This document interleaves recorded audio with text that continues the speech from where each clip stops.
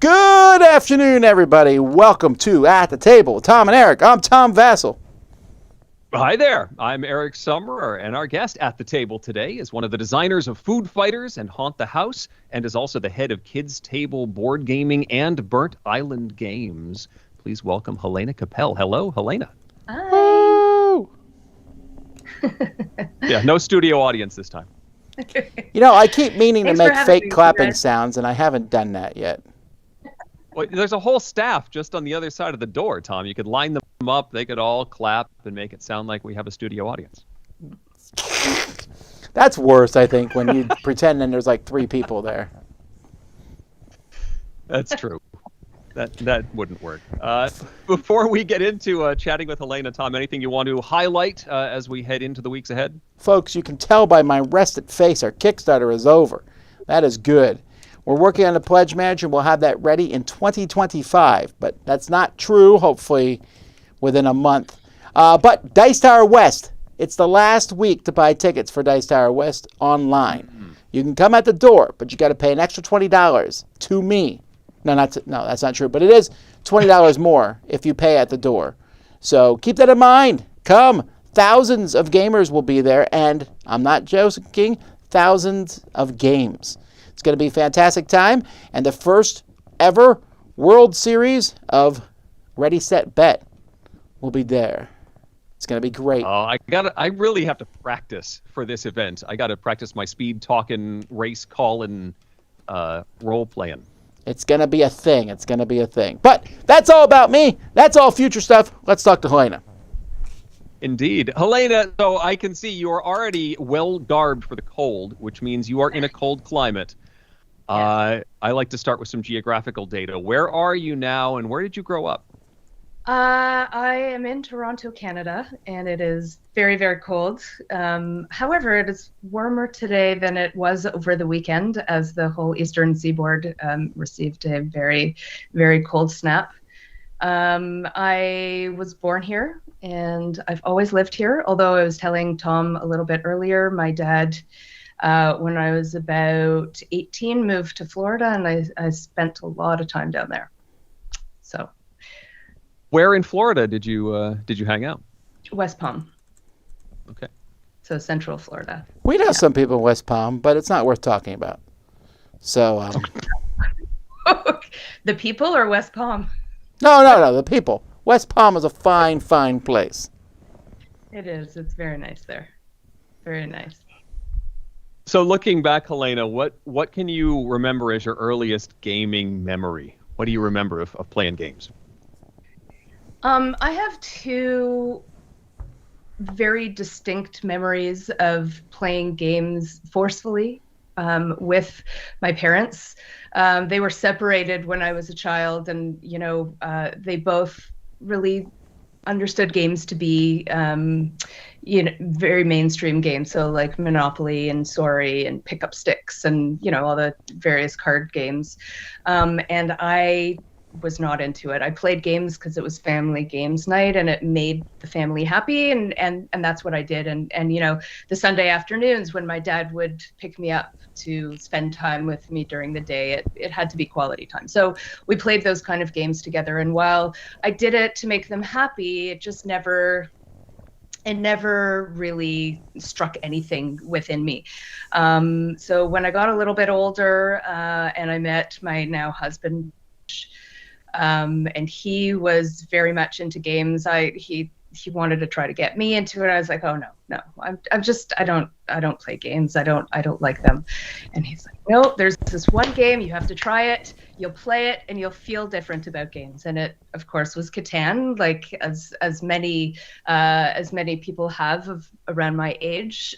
Started playing true games when I was in my early 20s, and I never looked back. That game really blew me away. I didn't realize that I could make choices in a game. That was a very exciting moment for me, and that just took me down this amazing path of my whole life becoming about games. So really it was one game. Did you immediately want to play more in other games? It started off, we talk about this often, actually. We played Catan probably for 2 years, 5 days a week. After a couple months of playing, we started thinking that maybe we should, try other things. And then Zone came, and Ticket to Ride, and, all of the entry level games. And then Josh started designing games, and then we got more deep into playing different games, and it sort of about around the time he started getting into designing games, it sort of expanded my understanding of what games could be. So what brought you into the designing first? part? There was my question. That was almost exactly what I was going to say. Go, Tom. What brought me into the designing part? Well, when you live with someone who lives and breathes games, you can't sort of help but get into the things that they're into. And Josh designed this game it was Shoot Tree at the time. And it was a great abstract game that our friends loved to play. We took it to the cottage all the time. And, I'd say to him, you need to take this game and you need to do something with it. He was at the time doing a lot of work with Z-Man. So just take it to Zev and see what he says, maybe, And then he thought about it for a little while and was like, I don't feel like I'm the type of person to sell an abstract game. Maybe we should do something with it. And so I came up with the theme, and of course with the theme changed the game mechanics and all of that stuff. And I turned out to be a co-designer of the game. It was not my intention. It happened very by accident. And then from there, we just started talking about making games together, and we designed Haunt the House fully together. The theme came first. I'm very much a thematic gamer, and I like to think about the design of a game based on the ideas of what could happen around theme. So Haunt the House happened, and then the business sort of started taking over things for me, and I'm teaching at the same time. So the design part of it sort of just got pushed to the side, which is sad, but reality. Did the publishing business come with that first design, or was that something that you fell into later? Yeah, we started putting the game together to pitch to different publishing houses, and at the end of the day, it was our design. I've always had a passion for business and entrepreneurship, and figured that, we have this Kickstarter thing that's happening. Why don't we try to do that? And maybe that's how we can get our game made. And that happened. It was just really difficult. It was very difficult to get it made, but we we funded, and the game got made, and then just the business just sort of grew from there, very naturally at first, and then when I started working on it a little bit more, and less on teaching and more on gaming, it just became a viable business. So what was the first game from the company? The first game was Food Fighters. Okay, Food Fighters. I remember when I got that one in the mail. The names. Let's talk about the names of your companies. As we all know, K stands for kids. No one has ever got that wrong. So, especially not you, Tom. What? Especially not you. I am a king of You both would pronunciation and acronyms. Yeah, I'll back you up on that one. Thank you, Eric. No, but so what? Like when you started, did you think you were going to make mostly kids games? Well, when it was first designed, it was not for kids and not for kids to play with adults to play with their children. It was just an abstract game that we like to play with our friends. And it was also around the time we had like an older toddler. I guess maybe he was about 4, so older than a toddler.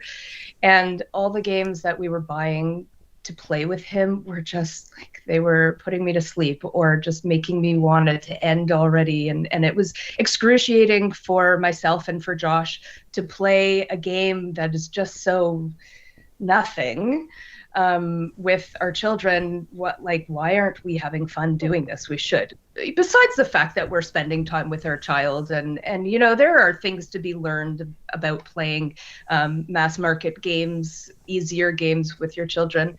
But I just sort of felt like this is not working for us as a family. Maybe when we change this theme to Food Fighters, we can somehow balance it so parents can be playing this game with their children. And we have since been making games where you can take things out or put things in to make it more difficult or easier for newer players to play, like easier modes to play the game so that everyone can enjoy their time. Is that sort of a hallmark of the design aesthetic to make sure you can use modules because I mean, this is one of the larger questions that I really wanted to talk to you about. Like, what exactly is a family game? What is the target audience? Because that's such a wide range of ages and abilities. And how do you tune a game to be able to fit such a wide category? Absolutely. It's really interesting. Because I'm a teacher, I have a lot of experience with different levels of abilities. And because I have that experience and, like I'm teaching grade 7, but I'm also teaching grade 3 at the same time, and sometimes also teaching grade 11, I need to be able to make my lesson work for all of the kids. And to do that, we start with something basic and add to it or take, if it's a little bit higher level, take something away. And we do that because we want everyone to feel like they belong at the table playing the game together. A lot of people talk about how they game with their game groups, and that's so lovely. And, sometimes I ask them, like, do you sit down and play games with your kids? Oh, none of the games I play with my group can I play with my children. They're too difficult. So we want to make games where everyone feels included, and it's not just about the leveling in terms of understanding of the mechanics. It's also, you might be, as a younger kid, be playing the game in a way that's a little bit more automatic, where someone who's a little bit older will play, or more experienced will play using strategy. And that's a little bit easier when you're talking about like dice games or, something like that. So we really have everyone in mind when we are developing a game. I turn a lot of games away because they're great. I don't feel for us that we need to make every single game, and so that makes it very difficult to find the right games for us. So we release one game-ish every year, just because we really take the time to make those games have an entry point for people with different abilities. And Well, so then, that's what I think a family game is. It really just is a game that everyone can play at their own level. well, do you like the terminology family game? Because some people don't. I mean, Some I imagine that the people who don't like it are the people who want to play them but don't have a family that they want to play it with. Um, Well, it there's the whole is, casual board game insider. Like he likes calling them yeah, casual games. yeah, They used to be called gateway games, and that term has that's kind right. of Yeah, gone yeah, away with the. that's. I don't know. I think I think I like the term for our games because it's not just ability wise, it's also theme wise. You know, like if you look behind me, you can clearly see where I have family games versus strategy games, right? They look very different. The theme for our family games is very inviting in a way that kids would want to sit down to it. And if we called it a casual game, it wouldn't be wrong. The games are more casual than a mid-weight strategy game, but uh, they're brighter and more fun looking and I think the idea of what we're trying to do is to have families sit down and play the games. But also one of the things I look for, and this is more of the business perspective inside of me, is people need to feel value is with their purchases, especially in this day and age where money is a little bit tighter, I think, because everything going on with the economy. We make our games so that people can play them solo, people can play them with their kids, people can play them with their partner, and they can play them with their game groups. And to me, how could you have more value than that in a game? You can pull creature comforts down at any time and have a group to play with.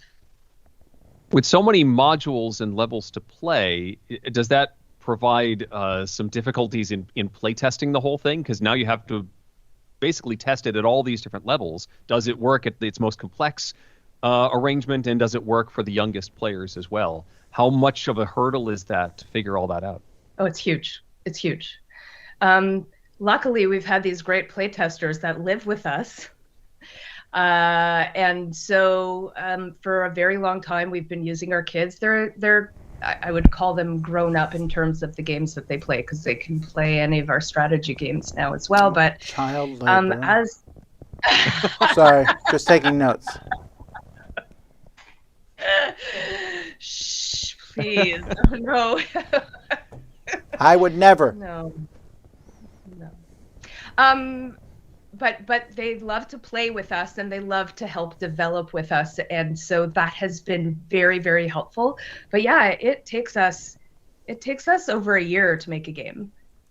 Development takes obviously the longest piece. And it is not easy. It's not easy. Sometimes, we're working on a game right now. Sometimes things feel really good, and then all of a sudden we sit down with one of our kids and they play it and they are like, this doesn't work for me. I don't understand how to do this, or that's too much information, or whatever it is. But it is difficult. So, how does this family thing work with Kickstarter? Because Kickstarter seems to be a breeding ground for gigantic strategy, big grandiose games, many miniatures, wooden pieces, modules, etc. Yes. Well, we have essentially grown up with Kickstarter, and we entered Kickstarter at a time where people were not there to buy games for their family or their kids. Were there to get these huge games with minis and spend $250, $400, $500 on a game. And so we never really found that competition, but there wasn't anyone coming to Kickstarter to look for our kind of game. And so I feel like, as time has progressed and with each new game, we've sort of broken ground on this idea of what Kickstarter could be for, not just those massive games.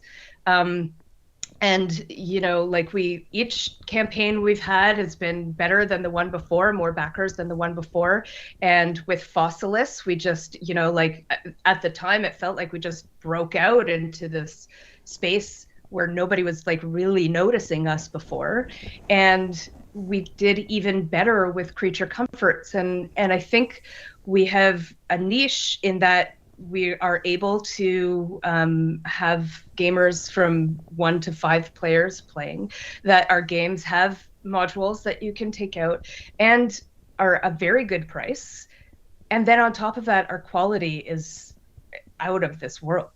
And now we make our Kickstarter campaigns have incredible components. Not that the retail ones don't. They still are very, very well made, but our Kickstarter games are just stunning. So people know what they're coming to Kickstarter for now when they see our games. And I feel like we kind of nudged this space open for other companies to do the same.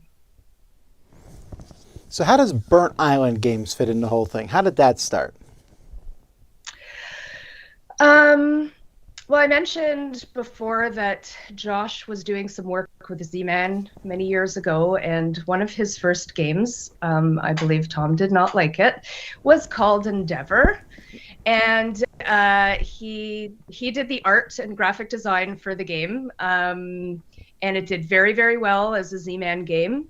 And then Z-Man just sort of dropped it after the contract with the designers. And I had already started this company. I think we were going onto our 3rd game at the time, or maybe our 4th game at the time. And Endeavor was always one of my favorite games. And it's really the game that drew me into heavier games, post Catan, post Carcassonne. And I said to Josh, I want to talk to the designers because I would like to talk to them about maybe making Endeavor together. And I did. I contacted them and they were very happy to hear from me. But they were contemplating doing a Kickstarter for Endeavor themselves. And I said, you can do that. And I'm happy to help you if you want to go and do that yourself. Or you can let us do it and we will do a really great job with a campaign. And then they let me. We had this contract. It was a long time in the making, but they let me. And I couldn't do Endeavor under Kids Table Board Gaming because that doesn't work. So I had to start a second brand, which I did. And the brand became a mid-weight level strategy game company. And we named it after our favorite place to go canoe tripping. It is called Burnt Island in a park in Ontario where I am, called Algonquin Park. And so Endeavor helped birth Burnt Island Games, and because of its success, we felt like let's try another, and so we did. And then we did. What's happening here? We did In the Hall of the Mountain King. It's over your left shoulder. That's it. We did In the Hall of the Mountain King, which also was very successful. We were very happy with it. And then Into Deep was next, and Fall of the Mountain King. And now I think we've sort of come full circle. We're now making Endeavor Deep Sea, which is our next Kickstarter, which is going to, actually it won't be on Kickstarter, it will be Game Found, which is new for us. And that will be in April 25th. Our editors have checked, and Tom Vassell gave this game a 7 out of 10 Endeavor. But to be fair, at the time, my ratings were much higher, so 7 sounded bad. So going back to that conversation you had with the Endeavor designers, would you at this point recommend somebody with with a brand new design go the route of kickstarting a game themselves, or is it better to approach a publisher that has more of an infrastructure already ready to go? That's a really, really good question. I have I was such just strong opinions on this question, Eric. I know your Can I hear answer. your answer? Can I hear your answer first, Tom? My answer is always go to a publisher. Only publish it yourself if you want to be a publisher. Only if you have that desire to be a publisher. There are hundreds of publishers out there. If no one wants to publish your game, either A, your game sucks, which is 99% of the time mostly what it is.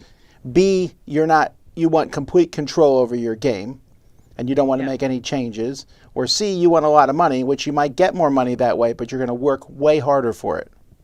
Yes, absolutely.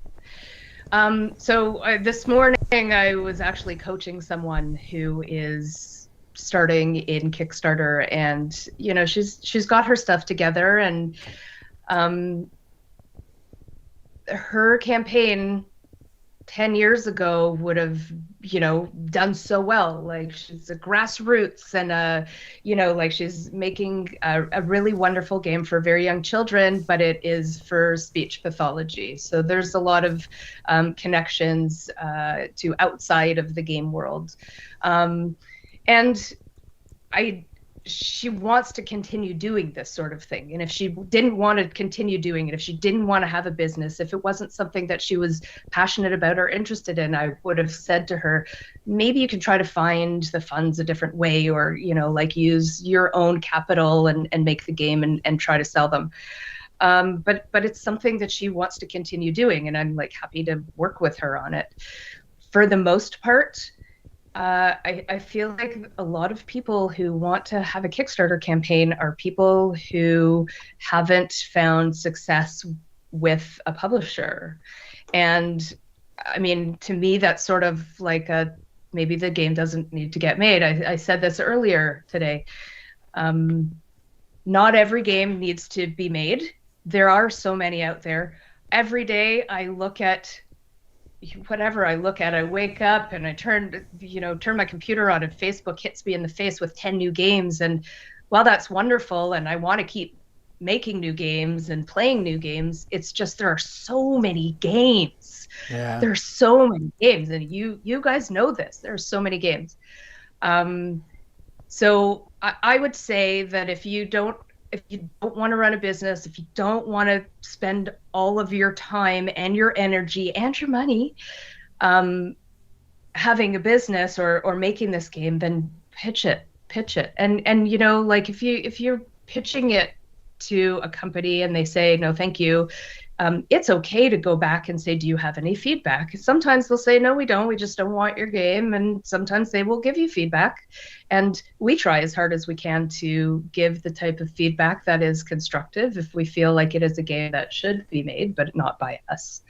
And sometimes even try to match people up with other publishers. I would do that. I have done that. So Do you with these two different publishing houses, do you find one that you gravitate towards more? I play more KTBG games, and I develop more KTBG games than I do with Burnt Island games. And that is just because they are shorter and easier to play and easier to develop, really. And in many cases, not in all cases, like I said, it is difficult to, have those different entry points with the KTBG games. But the Burnt Island games, it just is sometimes like getting past certain things is more difficult because the games take longer to play, and they're so much deeper and so many more components, and so I don't know. You know what? Maybe it's even. We just make fewer Burnt Island games, and maybe that's why I feel that way. now that I You think. mentioned that your kids are now old enough to play the Burnt Island games, the more strategy focused games. Have you run into any speed bumps playing that level of game with them, or introducing your favorites to them, and their desire to play those?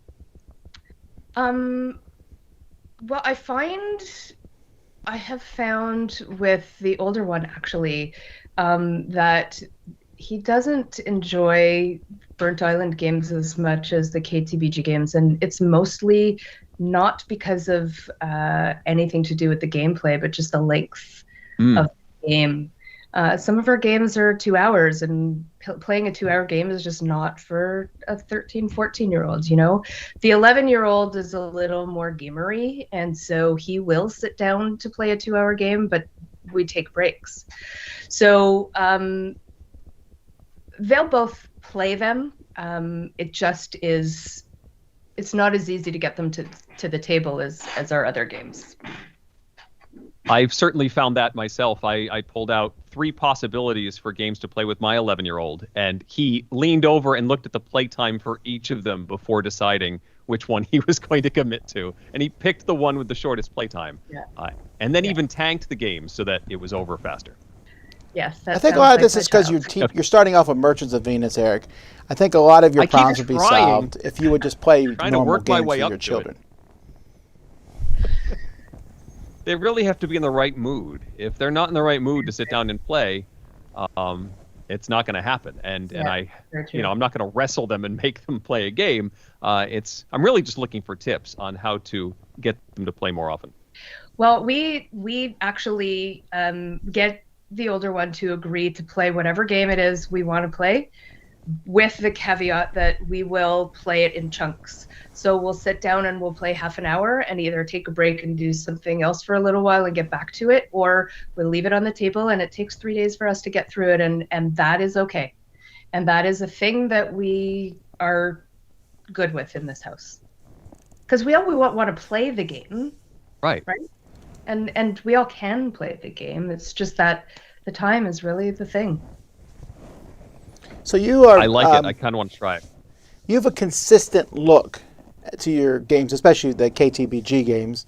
It helps to have an in-house artist, and you got these universes that are anthropomorphic animals, anthropomorphic food.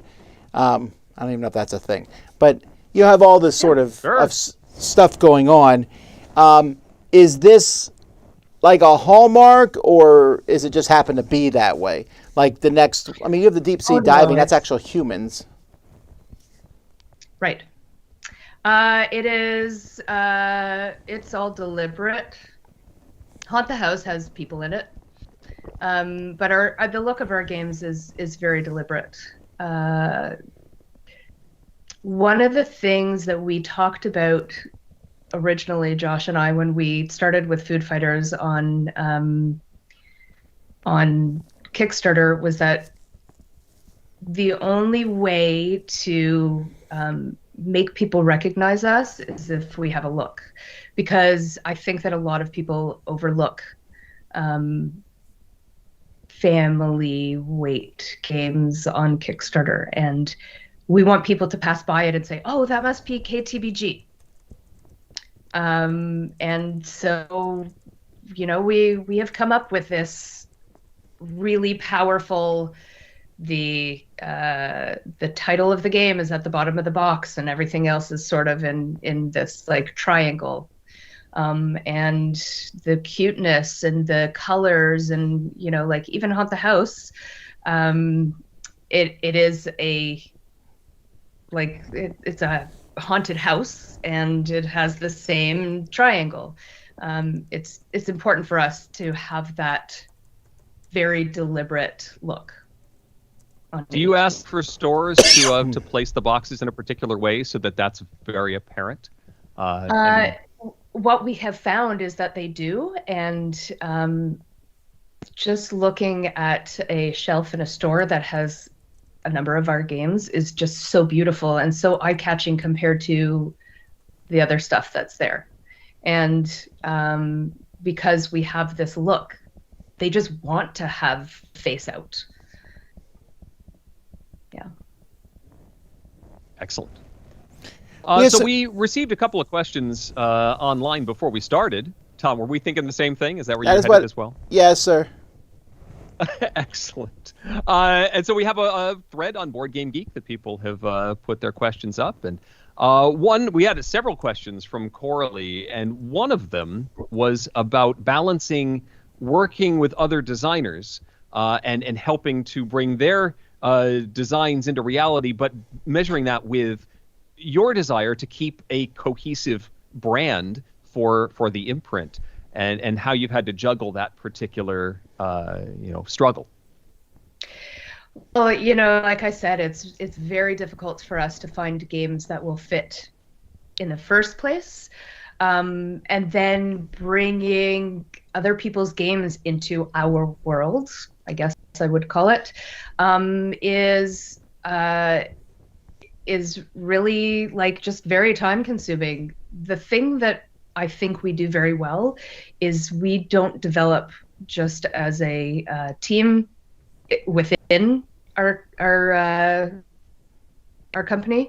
We develop with the designer, and so we'll say, we love your game. Here are the 3 things that we think we need in order to make this game happen. We'll sign it now. We always, we give designers money up front because we don't want anyone working for free. Here, let's take the game, see if you can do this thing with it, and then we'll take a look at it again and, make it work for us. And one thing that we have found, which is really neat, is working locally with designers is really awesome. Roberta Taylor, who lives in Edmonton, Alberta, which is center of Canada, we had her come in for a weekend while we were making Maple Valley and sat down with her for 3 days straight, and we pounded out that game, and it just was amazing. It was like probably our best weekend of development that we've had since we started. But to us, it's really, really important to take what the designer has in mind for the game and what we have in mind and mesh those together. So we do a lot of work with the designers themselves. All right. Another question regarding stretch goals on Kickstarter. Mm-hmm. And asking, when you add the stretch goals or when you lay out the stretch goals for a campaign, how much of it do you plan for before you even hit go? And how much are you scrambling if a particular campaign does really well and you have to add a few at the end that you weren't ready for? How often does that happen as far as planning those stretch goals? You know what? It used to happen a lot more several games ago, where we would plan to a certain number that we thought we would get to, and then we'd get more and didn't know where to go with it. I mean, we always have an idea of a direction that we want to move in with mini expansions, for example, or making things a little bit more deluxe. But we have learned our lesson, and everything is planned out before, including pricing and everything. Like, so we know how much everything's going to cost us. We know the weight of it. I know how much extra it's going to cost us to ship it.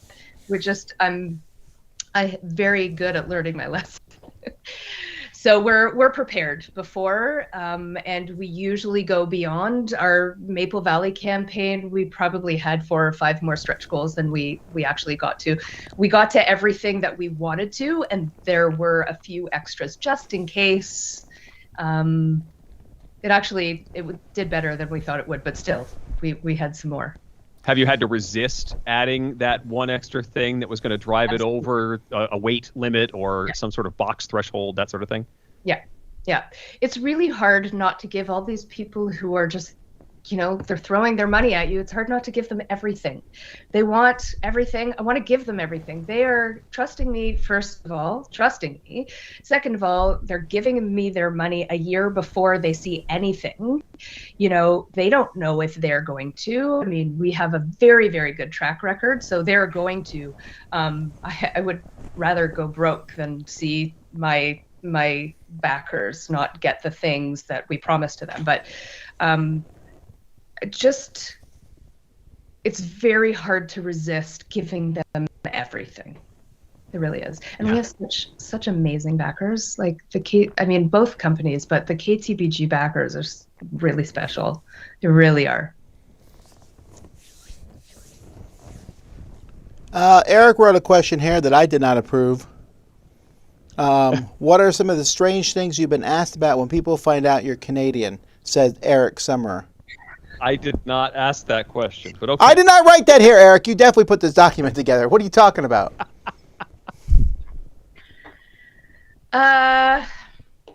Someone asked me once if we obey the American president, like exactly like that. Do you obey the American president? Well, Eric, I want to know if you obey the American president, because... Let's not talk about this. And the answer was, well, I guess when I'm in America, I do. I don't really have a choice. He's not my dad.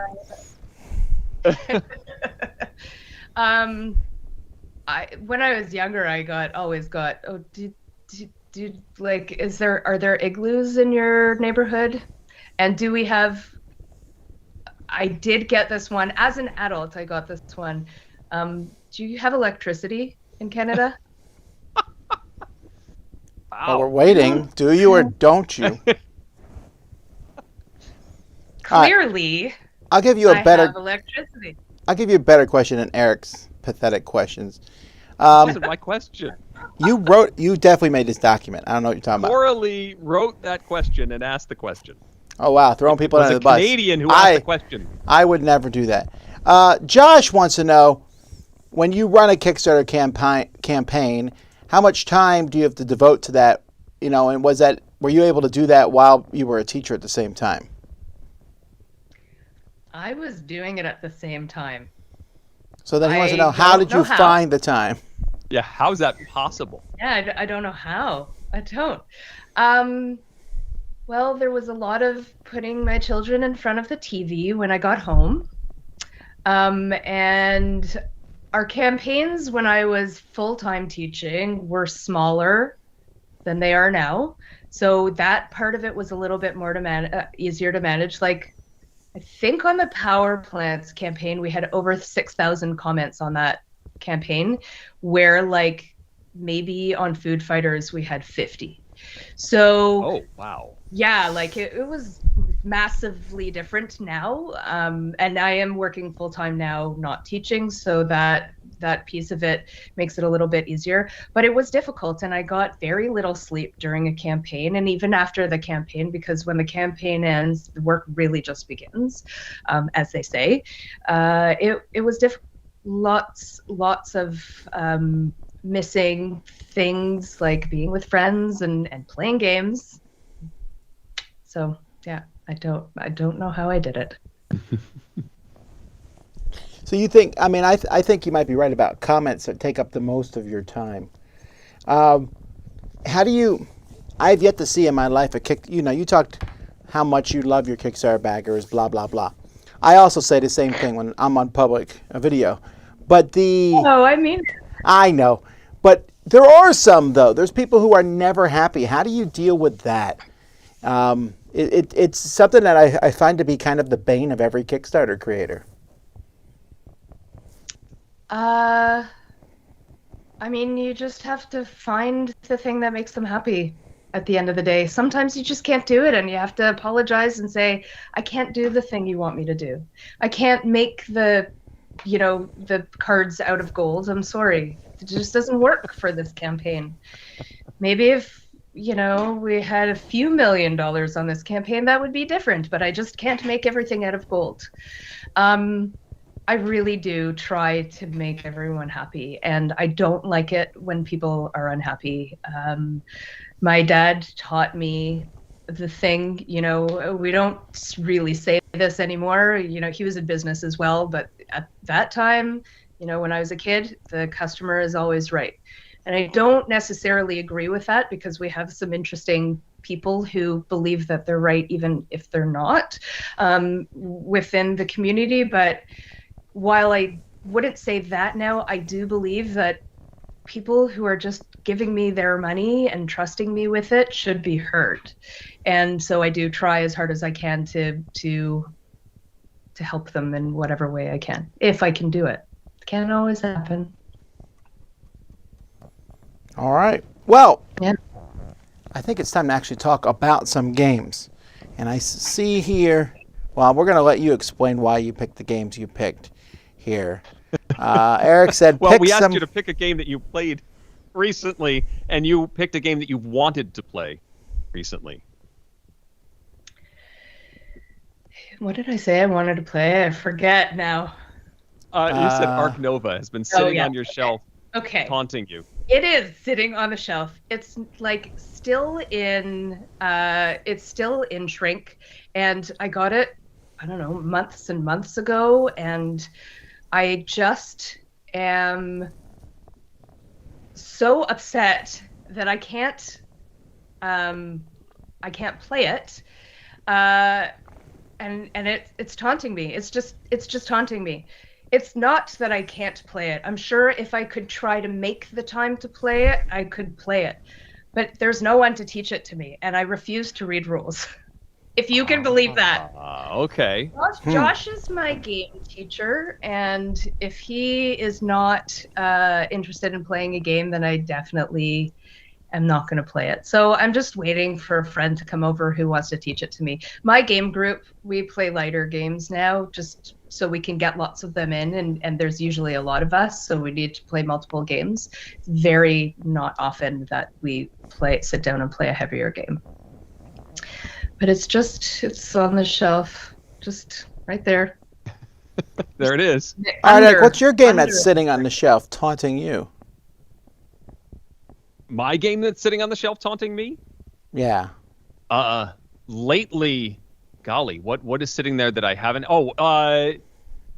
The Jurassic Park Legacy game that I even had set up on the table and tried to gather the family to play it, and they just wouldn't come together to do so. And then something happened. I had to clean it up. So it's back on the shelf, unplayed. So why don't you call an emergency family meeting and say, since we're all here already. That is a good idea. Or ice cream, Eric. Yes. We're going to have ice cream Sundays. The only way to get there is through this legacy game. The sprinkles are in one of these unlocked boxes. I would play an ice cream legacy thing. Oh, there we go. I like it. How about food? No one's come up with this. Food legacy. This is a brilliant idea. I'm claiming it right now on behalf of myself. Food legacy. You unlock more ingredients? Isn't all food legacy? Food legacy. Okay, hang on. I found a flaw. You destroy the components as you go. Yes. As you eat dinner. This is an interesting path we've gone down, but I kind of like the idea. You start out with like a basic recipe, and you gradually get more complex, and have more opportunity to add flavors, unlock the spice cabinet, as it were. Spice cabinet A. My game that's on my shelf that I need to pull off is Frostpunk. Everyone keeps talking about it. Here it's based on a video game, which I've never played. Also, I have Skyrim on the shelf, too. That one I have played, but I'm afraid to play it because what if it's not like Skyrim? We know it's not. But, I know Skyrim so well. I think I'll be annoyed when I play this game. I don't know. It's rare to have a video game, board game crossover that really works. I'm trying to think of one. You're trying to think of any, aren't you? That has worked. The Portal game was The maybe Jetpack BioShock Joyride. I was just gonna say Backpack Joyride. Oh, Jetpack Joyride. Yeah. Yes, Jetpack Joyride. Yes. Yeah. Maybe that. We've answered that question. My kids love it. All right. Well, what games have we actually been playing? Who's going first? How about you, Helaina? I, like I said, have so little time. We usually just play our games and do development. I think the game that's gotten really to the table that isn't our game a lot lately is Cascadia. Ah. Yeah. yet. It's doing very Nice, well, nice. actually, right now. It's getting a lot of love. Was very high in the People's Choice Very well deserved. last year. It's Yeah, showing people up in really liking places that that one. I didn't think I'd find it. Like a Facebook friend, a high school friend that I hadn't seen years, just posted a picture of her playing it with her family. So it's showing up in the general public as well as the diehard gamers. I think that Barnes & Noble 50% off sale had a lot to do with it. That was a big deal. It was huge. The day of that sale, we were playing Cascadia, and I spilled my tea all over it. Oh no. I had to go and get another one. No, this is good. And If we there's were in any day to Florida spill your at the tea, time. that's the day. Yes, exactly. Wait, so you spilled Okay. tea on a game? I did, and it just sopped it up. It was awful. Like there was no drying anything out. It just, it needed to be chucked, unfortunately. Sorry to hear that. Yeah. The two games I was going to talk about, you can't get at Barnes & Noble, or you couldn't get in that 50% off sale. They're too new. One is Rebuilding Seattle, which is an urban planning game. You're getting little tiles and sort of expanding with different polyomino buildings and triggering actions. So there's like 6 actions on the table, and 3 of them are scoring particular types of buildings, but you score it for everyone when you trigger that event. So you might be ready to score dance halls or something, and the other players at the table are not. And so playing that wave of being ready to score the thing you want to score, and having other people get almost nothing in the process is part of the whole timing of this game. I found it really interesting, but some of the specialty buildings that have super like end game scoring bonuses and stuff can really vary the score. And so especially for first time players, it's hard to know what's possible with your other players at the table. And they could be scoring like 100 points at the end of the game, and you aren't ready for it. So, but I enjoyed it, but it's certainly one that you need to be ready for those end game swings. I really like it. And really like it. You did you? I really do. I heard good things came from. It the looks Dice like Tower a bigger Studios on that game. one. It looks like a bigger game than it is. It looks more complex, I think. Okay, yeah. I mean, it's pretty straightforward. Right. But those end game swings are big. And the other that's probably a heavier game is Woodcraft. It is. This is a game about woodworking, where you're collecting different types of wood in the form of dice, and you're building objects. And this was one that I tried to learn on the Dice Tower cruise at like 9 or 10 o'clock, and that is not the time of the day to learn this game. But it's a blast once we figured it out what we were doing, to be constructing all these little objects. They're adorable, like bird feeders and turned wood objects, scoring points to do so. And it uses this circular action track where you can jump ahead of other people, but you can't move too far ahead around the rondel before you have to wait for other people to catch up. It's a really cool little game, Woodcraft. Cool. And it's got some cool upgrades for it, Eric. Little plastic saws and What? more. Plastic saws. It's so I mean, I've already complained about this enough, that playing with the Dice Tower Library's version of a game is not only terrible because you now have to buy that game, but now you have to hunt down all the upgrades that you put in the library. And sometimes there should be a listing in the boxes, Tom, of what you did. Like, here's what we added to this box, and here's where you can find it. Because I have been on quite the wild goose chase trying to track down, what was it? Horrified figurines and other upgrades that you've added to games. It's a menace. Oh, those horrified figurines were random. That's They were, and then you had to buy a bunch of boxes, blind boxes. I still have an extra swamp thing that I need to figure out what to do with. Anyway. All right, so I've been playing 2 games a lot over this past weekend. One of them is Lands of Galzir, or Galzir, I don't know how to pronounce it. It's from Snowdale Design. They did the deck building game that I once played with you, Eric, at a convention. what was that? What's that game called? It's called Dale of Merchants. Oh, yes. But we played Yes, Dale of yes. Merchants 2, Yes. which is the same as Dale of Merchants, but more Dales. More At least animals. 2 more Dale. Anyway, this is a storytelling game. And in this game, you go through this land of Galzir, and you use kind of like, it's like an app, although not really, it's a website. You can download it, so it's not even online. And you get these story numbers, and you go through, and different things happen to you, very much like Tales of Arabian Nights. But you also get to chuck dice in this to do different tests, which I liked. It's a really cool system, which is kind of hard to explain, but essentially there's 6 different types of tests, and they all kind of work together a little bit. So you're rolling dice and trying to accomplish tests. That's the whole game. It's just a lot of story and chucking dice.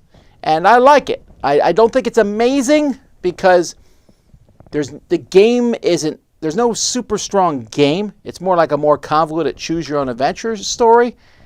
But you like that sort of thing, Eric. I do like convoluted choose your own adventure stories. And also I've been playing a lot of Marvel Snap, which is technically not a board game. But listen, they now allow you to play Marvel Snap against other people. Like you always could play it against, but you're playing against random people. Now you can play against friends. Ooh. I didn't know that. Yeah, so what they do is, have either of you played Marvel Snap? I've only heard about it. Yeah. All right, well, it's free and not at all addicting. Try one. But that's why I haven't gone there. they're like 5-minute games, but this is when you play someone else. It's a little bit longer than 5 minutes. You play a short series of games where you bet on the outcome of the game, and if you think you'll win, you can you snap, and then you will hurt your opponent more, like do more damage. I guess it's like victory points. But they can retreat, and then not as much damage happens. All I know is I played Z Garcia, and I was under the assumption that I was both better than he was and had better cards. I am now crushed and humiliated. That is not what I thought was going to happen. Yeah. So is there going to be an office tournament is the question I want to know. No, but me and Z will be playing live on the Dice Tower next week, where I will be working for a while building decks. So we'll see. Excellent. Well, Helaina, it has been a joy getting to hang out with you and chat for the show. You have a bunch of upcoming projects on the horizon. Where is the best place to go to find out what you're up to? Well, you can go to the KTBG website, which is kidstablebg.com, and all information is there for KTBG, or burntislandgames.com for the heavier games. And we do have 2 really awesome upcoming things happening. I mentioned Endeavor Deep Sea, which is on Game Found at the end of April 25th. And we are about to announce our next game, which is not going to be on Kickstarter for KTBG, and it's so awesome. It's so awesome. But I haven't announced it yet. So That's close. We'll take a announcement of an announcement. This is the place to be, folks, if you want pre-announcements. Well, with that being said, folks, that's that. Hopefully you've learned a lot about Kickstarter, Helaina. We're really glad you were able to come on and teach us some of this stuff, and we look forward to seeing whatever new games come out. And as always, we like both the games, the art, everything. Fantastic productions of good, solid games. Almost all your games are in the Dice Tower library, which is a feat for sure. Yeah. Thank you. Folks, that's it. So until next time, I'm Tom Vassell. I'm Eric Summerer. And you've been listening to At the Table. Yes, you said it. Good job. Thank you for joining us today. We'll see you again in 2 weeks when our guest will be the director of Dice Tower East and the Dice Tower Retreat, Sharon Madden. At the Table is produced by Tom and me with assistance from Roy Kennedy, Wendy Yee, and Chris Yee. Our galactic-scale topiary fencing provided by Andromeda's Hedge. And support for everything at the Dice Tower comes from viewers and listeners like you. Reach out to us on Facebook or Twitter, or to Tom at Dicetower.com or Eric at Dicetower.com. Until we see you again, from all of us at the table, have fun gaming.